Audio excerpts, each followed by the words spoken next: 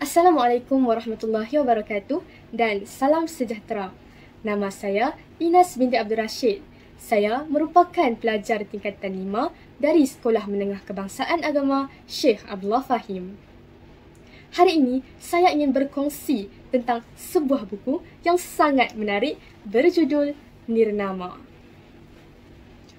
Novel Nirnama ini merupakan hasil karya penulis terkenal iaitu Hilal Ashraf. Novel ini juga diterbitkan oleh Hilal Ashraf Resources. Terbang burung bersama rakan, hinggap sebentar di pohon senar. Ayuh semua kita dengarkan hikayat Nirnama penuh bermakna. Novel Nirnama ini mengisahkan tentang seorang pendekar misteri yang bergelar Nirnama yang bermaksud tanpa nama. Nirnama bukanlah seorang raja mahupun bangsawan, melainkan seorang pejuang yang sangat berani dan sanggup berjuang demi rakyat. Nirnama ditemani oleh 2 orang rakannya dalam kelananya, iaitu Nadim dan Cendana.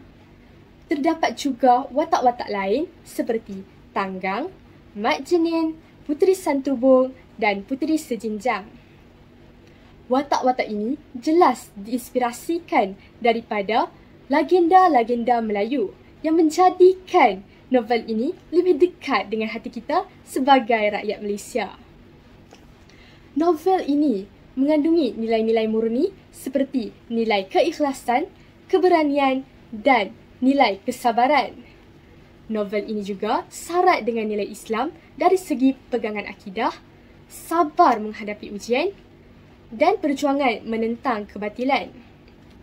Akhir kata, saya amat mengesyorkan novel ini kepada semua, terutamanya dalam kalangan remaja seperti saya.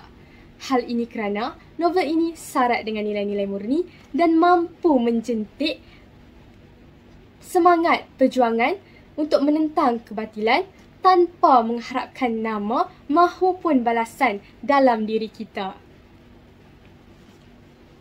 Pulau Pandan jauh ke tengah, Gunung Daik bercabang 3. Hancur badan dikandung tanah, budi baik dibalas juga. Sekian sahaja daripada saya. Assalamualaikum warahmatullahi wabarakatuh.